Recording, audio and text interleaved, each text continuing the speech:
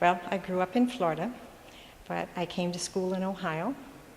I was in Indiana for part of my undergraduate at Ball State, and then I finished up with my MFA at Bowling Green State University.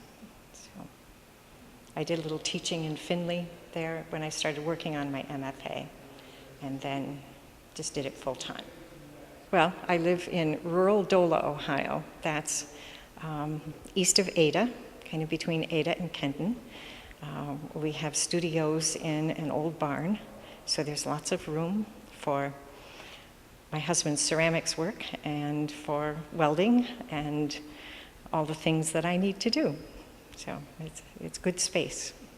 With the retrospective, it runs through such a range of interests over the years. Some of the earlier pieces deal with my babies. And then there was a little travel in the US, and so there are some pieces with geologic references. Throughout most of it, though, with the exception of those pieces, there are lots of water references. I grew up in Daytona Beach and loved the water. My parents took me to one of the earliest marine zoos at Marineland, and I watched the rays there, and you'll see dozens of rays in this exhibit because that was just a great fascination when I was little. I get to the water anytime I can, and I have a daughter living in Northern Ireland now, and when I go there, she knows she has to get me to the sea.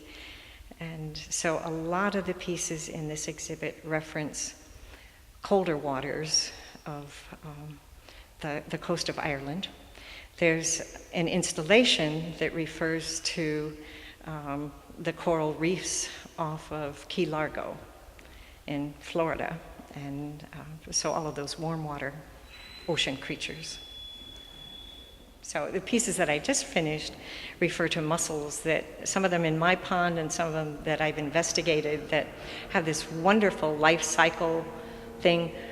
Mussels in the Susquehanna River have to have eels for their larval stage, and the eels will carry on their gills and on their fins, on their back fins, the little tiny larval stage of this mussel.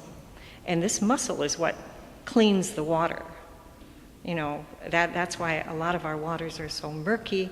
We've killed off the mussels, and because they filter.